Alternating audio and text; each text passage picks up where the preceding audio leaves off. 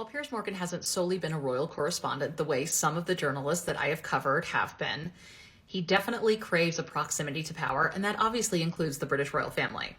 To start things off, let me show you a clip from a 60 Minutes Australia interview that might surprise you. I don't think MI5 would murder Princess Diana, but I don't know. Maybe that's the way to do it. Piers Morgan is the editor of London's tabloid newspaper The Mirror and a well-known Al-Fayed sympathiser. Do you think Mohammed Al-Fayed has a persecution complex? Yeah, but I think he's perfectly entitled to. I'd feel pretty persecuted if I was Mohammed Al-Fayed. The establishment are out to get him. They'd love nothing better than to wake up one morning and discover Mohammed isn't there. It's an interesting clip from 1999 because for all the talk of Piers Morgan being a monarchist and pro-establishment, this is not a very pro-establishment take. I don't know how much Piers Morgan actually believes of any of what he's saying, but I do know from researching him that he does like to play contrarian when he thinks it's going to lead to more attention. But Piers Morgan does purport to have a friendship with Princess Diana, but it's hard to know how inflated that friendship may or may not be, and it's also hard to even consider if you look at the way he's treated her sons after her death and her daughter-in-law. Piers wrote a pretty revealing column for the Daily Mail in 2019. Now, to be clear, he's harsh on both William and Kate and Harry and Meghan, but naturally opens with Harry and Meghan, and his argument is weird, but we don't have time to get into it. What's quite revealing is how he talks about Diana. He says, quote, "I love Diana, but the royals have never been quite the same since she detonated onto the global stage as a genuine A-list celebrity superstar, but also as someone who very publicly wore her heart on her sleeve. Old-fashioned decorum is now frowned upon, stiff upper lip even more reviled, and silence most definitely not considered golden." Piers Morgan also claimed in 2021 that he had had a lunch with the Princess of Wales and a 13-year-old Prince William after the Panorama interview, in which Diana said that she had no regrets. He has talked about this lunch meeting, including a 13-year-old Prince William at other points. I don't know if that necessarily adds to the validity. Again, we have to take everything with a massive grain of salt. The only photo that I could find of Piers Morgan and Princess Diana is this photo. She's kind of looking down and smiling, and he's looking off to the side. They appear to be at some sort of event, and he is wearing a name tag. Stay tuned as we get into Piers Morgan's friendships with the British royal family, including one Camilla Parker Bowles. Some more of Piers Morgan's known friendships within the British royal family. This is an article from 2011 that was written before Kate and William's wedding. In it, Piers Morgan says he's going to be playing very hard and firm on his connections to the royal family. He says he's met the Queen 5 times, Charles 10 times, and knows Camilla Parker Bowles quite well. Quote, "I am very friendly with her son." So I couldn't find where Tom and Piers began their friendship. I have to assume it's partially industry related, but they do like to tweet at each other, so yay. But as Piers has noted, he is closest with Camilla Parker Bowles. I wouldn't be entirely surprised if this is very much real because they are both people that need something from one another. For more on Camilla Parker Bowles and her media image rehab, click on the playlist of the same name. I have culled through a good portion of Piers Morgan's writing over the past couple of years, and anytime he has written about Camilla, it is exceedingly positive. Remember, this is after he's left Good Morning Britain, and he claims that Camilla really enjoyed his book, Wake Up, about the insane woke world we now live in. And she finds all of this absurd and wants to know when Piers will be back on television. Quote, "I miss your dust-ups with the politicians. I used to get up especially early to watch them," end quote. He then goes on to say that he's known Camilla for about 2 decades. This is telling. Quote, "Of course, we're both massively misunderstood and unfairly maligned public figures," Piers said, before adding, "Actually, in her case, that's true." Self-deprecating, but fair. Then there's this piece from The Sun from 2022. What's interesting about this article is that Piers Morgan apparently owns an early painting by Camilla. Camilla is a keen amateur painter, has only sold one of her pictures, a watercolor of a large rhinoceros in the African bush, which Piers Morgan purchased at a charity auction in 2002.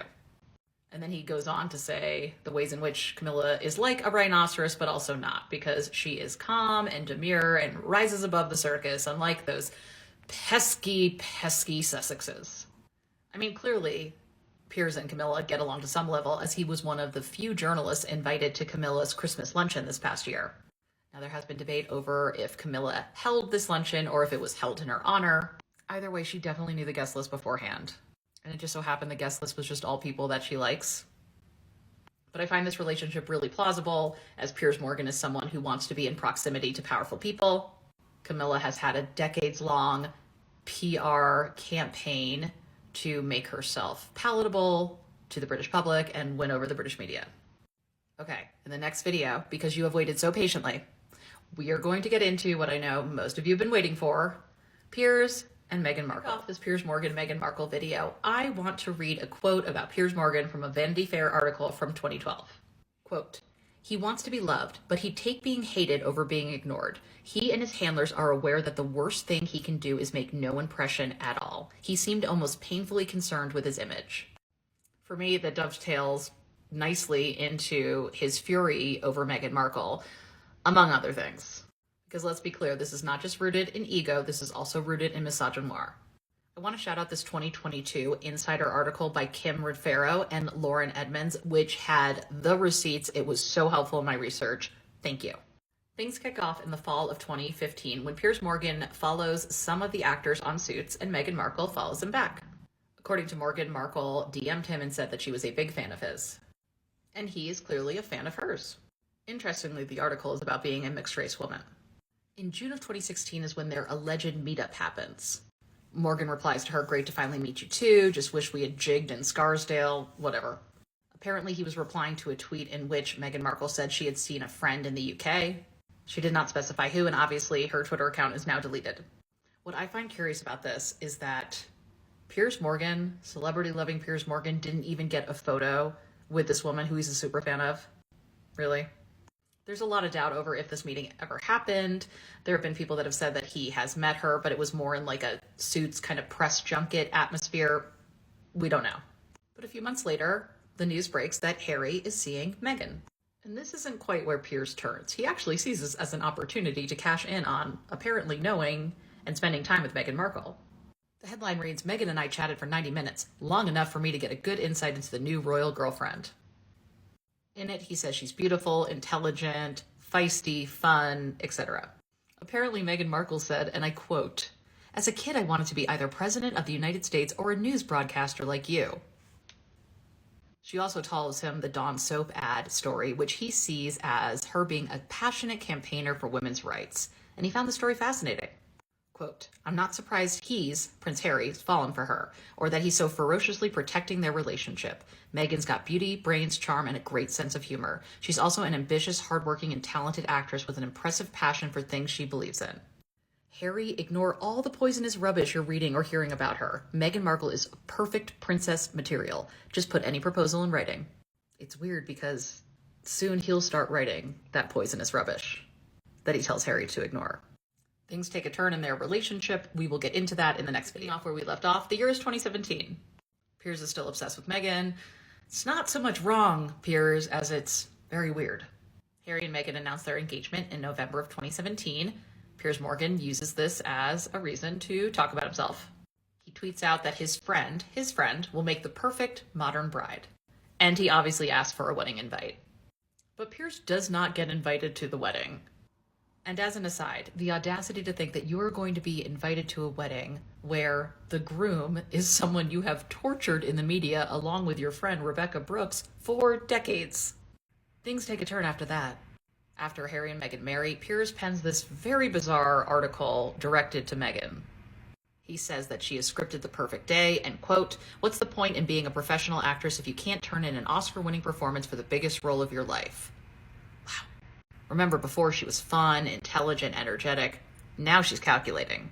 It's interesting because this article is an indictment on Meghan's personality, but also on the fact that you can't go political and seemingly be yourself if you are a part of the institution. But he's also protective of the royal family, saying they don't do politics, that's how they survive. You just can't come in here bleating on about feminism. He ends with, "So tread carefully, Meghan." It's just so creepy. So later in 2018 is when the whole ghosting narrative takes off, and Piers goes on a Late Show to talk about She ghosted me, Ryan. Meghan Markle ghosted me. Did she? Do you think she just went? I'm afraid. I really liked it. This is why it hurts. No, I really liked her. I just think she's a slight social climber, I'm afraid. And again, he sounds kind of like funny, joking, self-deprecating, but it continues, and the tone really changes, particularly in his writing. I mean, yikes. Meghan Markle is a ruthless social climbing actress who has landed the role of her life. I don't think this can be said enough. Piers Morgan is not a jilted lover here.